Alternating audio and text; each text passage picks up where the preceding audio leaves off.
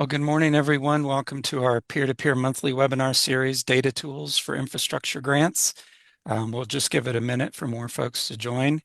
In the meantime, I'm going to drop into the chat the link to today's slides so you can open up a PDF version where there are live links available to many of the resources that we'll be talking about today. And with that, we'll just give it another minute for folks to join.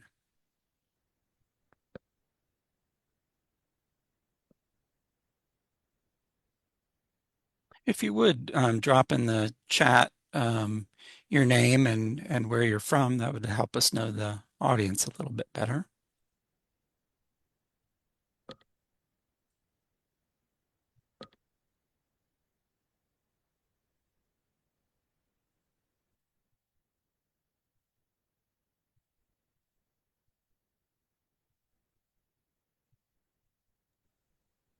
Okay, we're a minute into it. I think I'll go ahead and get us started. We've just got some housekeeping details to start off with. If you can today, you can use the Q&A function or the chat box to place questions in the chat or the Q&A function. If you experience any technical difficulties, please just let us know in the chat box and we'll follow up with you. Later this week, a recording of the webinar will be posted on our website, kshub.gov, under our resources tab. And then click on the webinars on the left navigation pane. And I will, again, have posted the link to the slides in the chat box. But with that, we'll go ahead and get started. This is our agenda for today, again, focusing on data tools for infrastructure grants. Then we'll do a question and answer section and just address some of the upcoming events we have, our next webinar in the series. With that, I want to introduce Allie Weems. She's a valued partner from the city of Topeka. She's in their public works department and serves as a senior management analyst for them. She has a master's in public administration and city county management from the University of Kansas and her bachelor's degree in communication and media studies from Kansas Wesleyan University. And with that, I'll hand it over to Allie. Thanks, Allie. Thank you, Jason. Hi, everybody. Thank you all for attending this webinar series. We're going to be talking a lot about some data tools that we have utilized in different grant applications and processes as we've been exploring how to use data within applications to meet merit criteria in infrastructure grants. So we've got a few on the docket today. We're really excited to have Max with KDOT explain some of the vulnerable road user data that comes out of a tool that has been awarded for the access for its dashboard. And we're going to do like a little bit of a walkthrough of that. So I'll kind of dive into this. If you want to proceed to the next slide.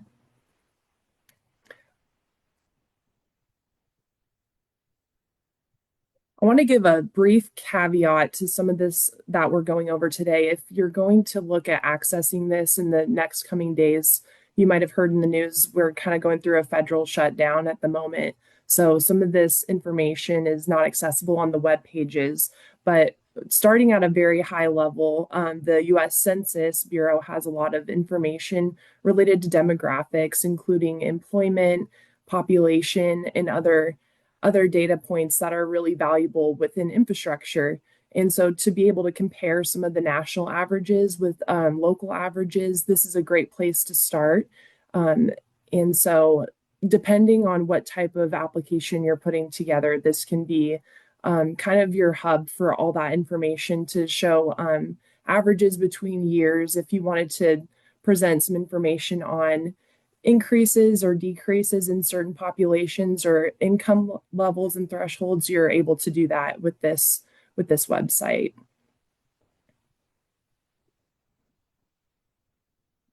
And if you really want to get into the weeds, there's a tool called the On the Map dashboard. This requires a little bit more of a heavy lift in terms of uploading some GIS information, so some mapping information. This particular screenshot I have listed here was what we used for our RAISE grant application. And in this particular application, what we did was we took our proposed locations that we applied for the grant funding in this particular sense, it was for sidewalks. And when we uploaded the segments for sidewalks, we wanted to know how these investments would allow for folks to get from home and work. So we plugged in those locations and set our boundary map around Shawnee County and Topeka.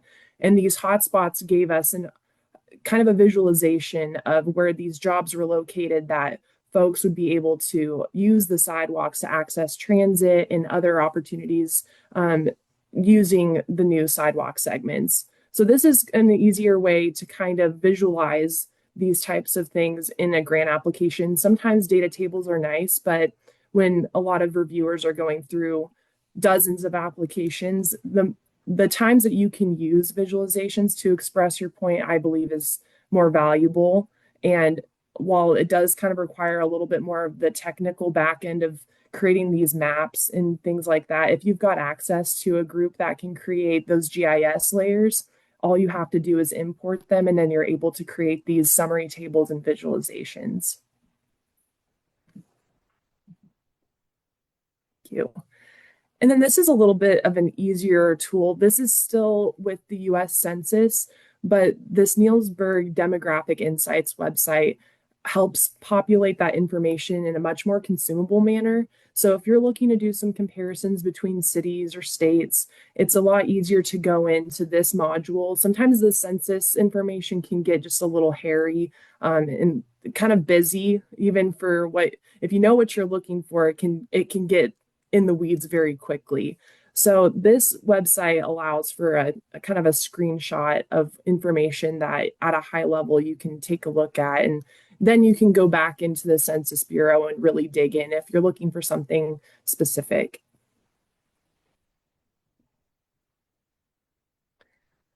And just touching on this briefly, but this is a new module, All Things Kansas, that we're actually going to be going over way more in depth at next month's session.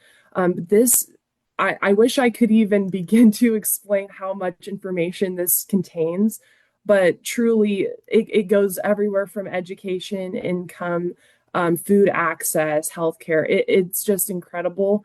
I strongly encourage you to check it out because this is probably the most powerful tool out of, well, next to the vulnerable road user dashboard that we'll be discussing today. But truly just, I suggest diving into this. You can load in your county data, and right here is an example of just Shawnee County. You can do comparisons. So something that I loaded in as an example here is our United Ways boundary or area location that we cover. So we cover Douglas County, Jackson, Jefferson, and Shawnee. And you can see at a glance certain accesses that each county has and vulnerabilities that each county has. So if you wanted to do a comparison, or even if you were to do kind of a collaborative application for a grant, you can take a look at these and you can see those differences and similarities to express to a grant team that might not be familiar with Kansas, or some of those idiosyncrasies that we might see locally. So highly suggest checking this out. It's a deep dive, and I think a lot of folks are impressed with just the amount of data that this contains. And then now I will turn it over to Kenda, who will get into some more additional tools here. Hi, everyone.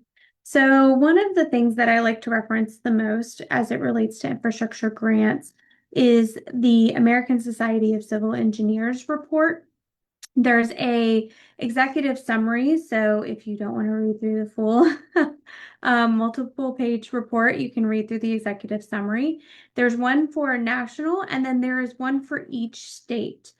So for Kansas, if you're looking at their infrastructure report card, the most recent version in 2025, Kansas has an overall grade of C minus.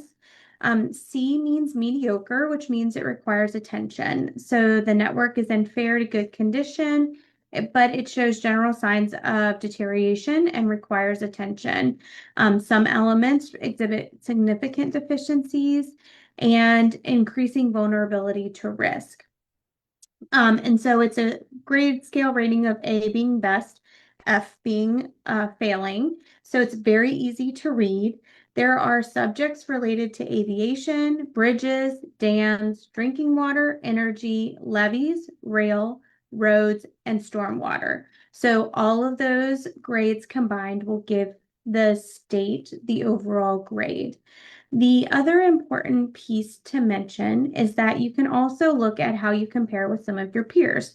So because each state has their own report card, you might want to compare yourself with another state, for example, or you could look at how Kansas ranks uh, as it relates to those national data trends.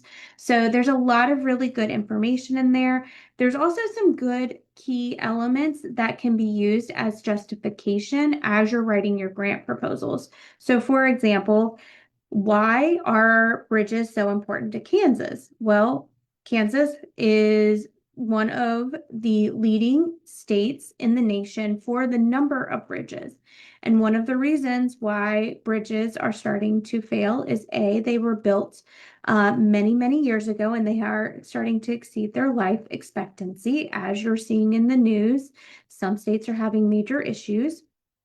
And other reasons are because the vehicles are actually becoming heavier, and therefore it is deteriorating the infrastructure more quickly than was anticipated and or engineered for when that bridge was actually constructed. And so some of that language is actually in that report and can be something that you can easily copy in and paste as to why you are seeing issues or have problems with bridges, as an example, in your community. Next slide, please. The next resource is the Kansas Department of Agriculture. So this is very easy to access. If you just type in your browser, Kansas Department of Agriculture Economic Contribution Reports. There is everything there on that left-hand sidebar, and you'll see this yellow arrow, and that actually takes you to your census summary for agriculture in your community. And then if you scroll down on that same page, you will also see that you have an economic report. And so the Department of Agriculture in Kansas has been very generous, and they actually have an economist on staff who is actually providing all of the estimates as to what the state is bringing in on a national level, and then how each different county is contributing to that economic contribution. So there is a number of good information and reports through this resource. There are international trade reports, studies, market reports, and you can even drill down into your own region. So another really good resource to talk about your communities. Next slide, please. One of the other good resources that I wanted to highlight is using the Anna E. Casey Foundation, the Kids Count data. So this is one that I come from a social work background and working in youth and children, youth, and families for a long time. Not everyone who's working in infrastructure necessarily thinks about this as a resource, but it is. It's talking about the health of families and children in your community. And so you'll see here, one of the key elements in this report are child and teen deaths per 100,000. And actually, if you read down into this little quick summary, one of the biggest mortality reasons for mortality amongst teens and children are accidents. And so this is a really easy way for you as you're writing DOT or grants to Department of Transportation, that you can talk about what's happening in your community and how you're trying to make the roads, pedestrian walkways, the streets safer for you, your community, and those families in your community. One of the other things that I know I've talked with many communities about is economic development within the state of Kansas. So I also wanted to highlight that children living in households with a high housing cost burden, excuse me, is also highlighted. And so things like poverty, so with the census data not necessarily being available, you can get some of that poverty data here. And then one of the other highlights that they will also allow you to drill down into for your specific community and or even your specific city are free and reduced lunches, other information related to poverty and economics within those communities. So some really good resources and tools to help you better tell your story to those that may not be as familiar with your community, but you're trying to help them understand the case for need. And with that, I'm going to turn it back over to Allie. Thank you so much, Kenda. That's information I've not been exposed to either. And I think it's a valuable point to make that, some of the data that we do come into contact with, we might not immediately assume is transportation related data, but a lot of it is so intertwined. And I think it's always helpful not to rule out any data sources in relation to the need for transportation improvements. So I am so excited to turn this over to Max Wilcox, fellow KU grad, a Master of Urban Planning, and they're going to be discussing the Vulnerable Road User Safety Assessment tool, a tool that we've used multiple times just within our own offices, just talking about need for different communities and different projects that we've got going on a daily basis. It's been such a valuable thing in our toolbox, really. But in terms of grants, it's really indispensable, especially considering the fact that not every state has access to this sort of data. So I'm really excited to kick it over to Max and we can learn a little bit more today. Right. Thank you so much for having me. So today I'm here to talk about the Vulnerable Road User Safety Assessment Tool, or the VRUSA tool. In case you may not be aware of it, in 2023, the Infrastructure Investment and Jobs Act, or IIJA, required each state to complete this type of assessment as an addendum to the federally required Strategic Highway Safety Plan, or SHSP. And looking through some of the attendees here, I believe that many of you may have been involved in the workshops, which informed our data analysis and safety recommendations. All right. So first off, who are vulnerable road users? You see these icons of a pedestrian, a cyclist, a person in a wheelchair. This assessment was required because nationwide, the number and rate of deaths and serious injuries of cyclists, pedestrians, and others who walk, bike, and roll were increasing nationwide, as well as in Kansas. So first off, what is the scope of the problem?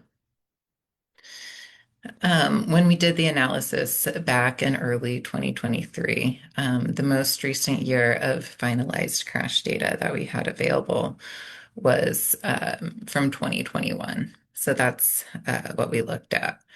From 2014 to 2021, there were over 3 billion VRU trips, showing that people do walk, bike, and roll in Kansas. And unfortunately, during those trips, there were 1,034 fatal and suspected serious injury crashes, which resulted in 269 deaths and 790 serious injuries of these vulnerable road users. So serious injuries include life-changing events such as paralysis. So what did we find? I won't go into too much detail, but the main takeaway is that 72% or well over half, of severe crashes involving VRUs occurred on 0.28% of our roadway network. Okay, so just to reemphasize that, compared to other emphasis areas like roadway departure crashes or intersection crashes that we typically look at, this is highly concentrated in certain areas. We took this analysis further to look at what these risk factors might be and found that over 85% of these crashes occurred on local roads and over 80% occurred in local areas, in urban areas. So the assessment also found that on local roads, there were elevated crash concentrations on roads with 4 lanes, major and minor arterials, roads with bus routes, which makes sense because at the beginning and end of every trip, everyone is a VRU. And posted speed limits between 30 and 35 miles per hour. And this was somewhat of a surprise to us because usually we consider higher speeds to be those 45 miles per hour or over. But with a pedestrian or cyclist not being protected by that metal shell, these slower speeds can be far more impactful when a crash does occur. All right. So in case you haven't explored this yet, we took the results of this assessment and a 300-page technical report, and we condensed it into a publicly available tool. This tool includes both a story map and a dashboard. The story map gives a high-level overview of the assessment's background, what the data means, and how to use the dashboard, which is interactive. Next slide. Thanks. All right, so on the dashboard, roads on the priority network will be color-coded to indicate their priority level, 1 being the highest. So these corridors combine data from both the high injury as well as the high risk networks. So corridors are categorized into 4 levels, including red, which shows priority level 1, or corridors on the highest levels of the high injury and high risk networks. Orange shows priority level 2, or corridors on the highest categories of either the HIN or HRN. Yellow shows corridors on the moderate and higher levels of the high risk network only. And 4 shows corridors on the moderate and higher levels of the high injury network. So what this means is that depending on your agency's values, you might decide to prioritize high injury locations over high risk locations. KDOT decided to prioritize high risk areas as to not chase the dots, but instead use a systemic safety analysis to look at these risk areas. So local public agencies are encouraged to use this tool to identify VRU priority networks and to prioritize education, enforcement, or engineering countermeasures to address crash history or risk factors present in the corridor based on this data-driven analysis. All right. So here is a screenshot of what the actual dashboard looks like in its current iteration. We plan on next updating this dashboard with the next Strategic Highway Safety Plan in 2029. So next. Yeah, this is a quick demo. So if you want to press play, I think it'll start. This video shows the multiple functionalities of this tool, including the county and city selectors. So here I've zoomed in on Topeka. And it also shows the interactive priority corridor table, which allows you to hone in on certain segments. Once you do that, it shows segment information pop-up displays. Over on the right-hand side, we can look at the legend to see what all of these symbols mean. And we can also turn on and off multiple layers, depending on what you're looking at, whether it be a US spy graph, crash data, the different levels of networks. And finally, we can turn on different background settings that are customizable based on your needs. So for example, you could turn on the streetscape layer like I have shown here and compare it with a bike route or other layer. All right. Okay. Yep. One more. I think it's replay. Thank you. All right. So how has this tool been used to support public agencies' data-driven decision-making processes so far?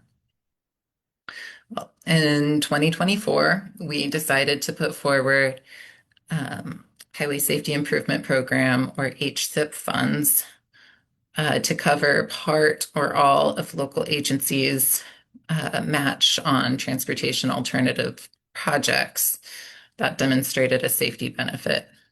So in coordination with Federal Highway, we determined that safety benefit included projects on priority levels 1 and 2, projects recommended by Safe Routes to School plans, or projects that included safety countermeasures such as Federal Highway's proven safety countermeasures. Some of those icons are shown here, such as speed management, traffic control measures, or on-street facilities that separate cyclists from motor vehicles. So how did this turn out? Of the 31 transportation alternatives projects awarded in 2024, 17 of these received a total of $3.45 million in HSIP support for federal fiscal year 26 TA projects. So the stars on this map showed TA awardees, and the Drive to Zero logo shows locations that we were able to put HSIP funds towards the local match.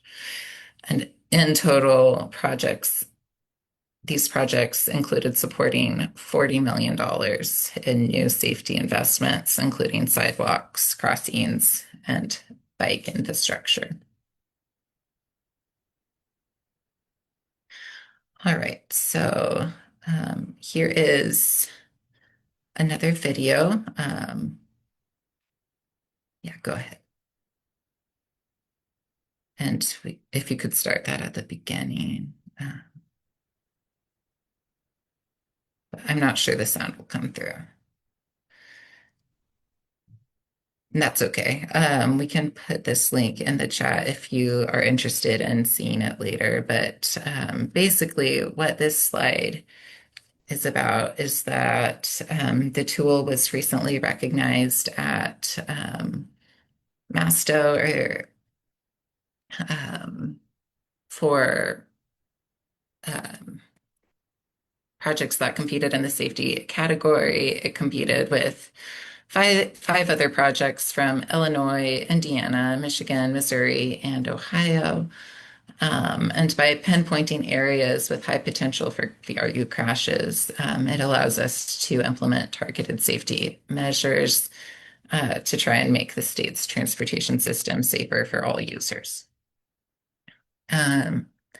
So here's where I'm asking for a small favor. We need your help. The tool has gone on and was selected out of 113 nominations by 35 state DOTs to be in the top 12 competing nationally.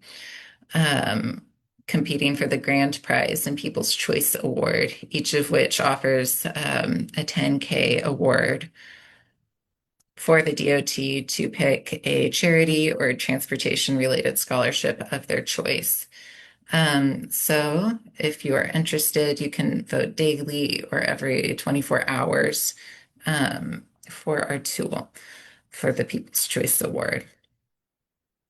Something that I didn't highlight earlier was that this match and this tool also helped Kansas climb 9 spots in national bike friendliness rankings, which is pretty cool. All right. Beyond this exciting partnership, through the updated Strategic Highway Safety Plan or Drive to Zero plan, there are several recommendations that we are now working on with our strategy teams to implement from Chapter 4 of the VRUSA, including traffic calming, intersection improvements, speed safety or speed feedback signs, and others. So if you're interested in participating, the next Drive to Zero Coalition meeting will be on November 5th, and strategy team meetings will be held in winter 2026. And great, thank you for dropping that link, Allie. Finally, I also wanted to put in a plug. Speaking of exciting new programs, the Bureau of Transportation Safety is launching a new safety program in which cities and counties with eligible locations can apply for materials purchases, such as enhanced signing and pavement marking for eligible locations. And you can learn more about this program by registering for our upcoming webinar, which will take place on Thursday, October 16th at 11, and should also be recorded and posted to our website. Finally, we've been busy also producing other tools. I'd like to invite you to explore the Drive to Zero crash data dashboard, which shows fatal serious injury crashes across the entire system for the past 5 years and was launched in 2023. I also want to plug the timeliness of post-crash care tool over here on the right, which was recently launched, I believe in August of this year. And it can be used as a jumping off point to research EMS arrival times by county. And all of this together can help justify engineering, enforcement, education, or EMS, emergency medical services, safety project proposals on grant application. All right, with that, I will turn it back over. Please feel free to contact me if you have any questions. Thank you.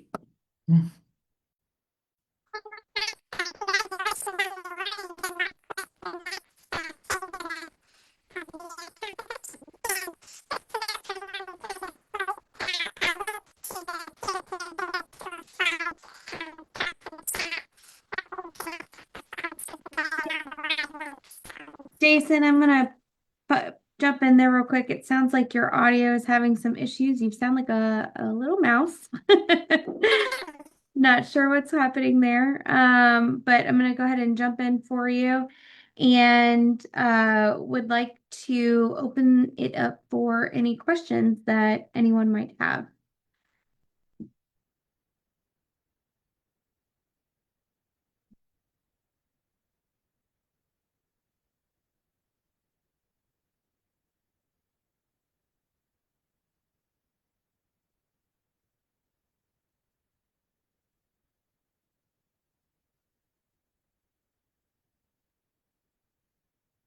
If you guys have any questions, you can put them in the Q&A section or in the chat.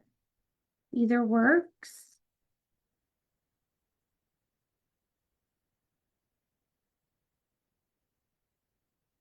Christy is asking, will the slides from this webinar be posted? Yes, the slides, actually a recording of the webinar is going to be posted on the Hub's website. Give me just 1 second. Let me grab that link for you. I have it right here. It takes about a couple of days, but everything will get edited down and formatted, and everything will be available there on the Hub website.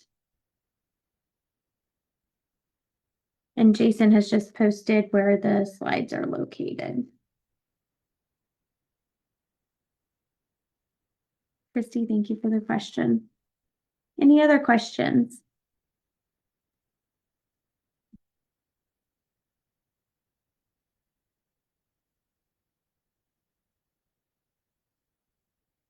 Okay. We'll jump over to our upcoming events. Our next peer-to-peer webinar, we are actually extending this webinar into a part 2 series because there was so much information and we wanted to make sure that we left room for demonstration and other questions. But we are going to have our Kansas State team who runs All Things Kansas, join us, and they will actually be doing a live demonstration of the All Things Kansas tool that pulls information from a plethora of resources and really does allow communities to get to know the data in their individual communities, as Allie was highlighting earlier in the webinar. So please plan to join us. If we have time, we'll also try and give you some other great tools and/or information that can help you build successful grants for infrastructure. And with that, we will encourage you to go ahead and sign up for our newsletter. The link will be posted in the chat, and that will actually allow you to then receive the information to register for our next webinar.